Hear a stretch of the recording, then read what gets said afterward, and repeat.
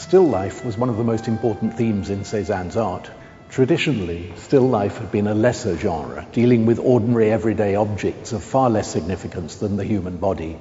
But Cézanne treated still life as something of immense importance, building up elaborate compositions.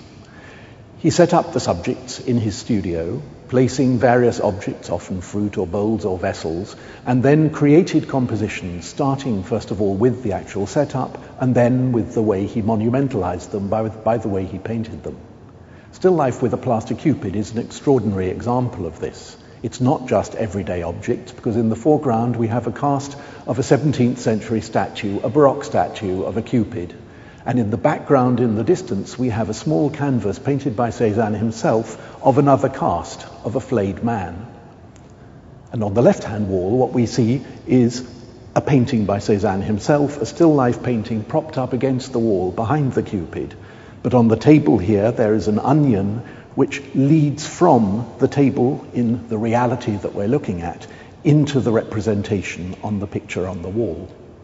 But the illusion's even stranger because the actual physical size of the Cupid and of the painting on the left is smaller than the way in which it's represented in this canvas. And the more one looks at it, the more one realizes Cézanne is playing extraordinary tricks with scale and space that force us to see this not as a representation of an actual real space in a studio, but as a series of interrelated shapes and forms. But of course they're significant too, because they represent both his own art in this picture here, and also the Cupid representing the art of the past.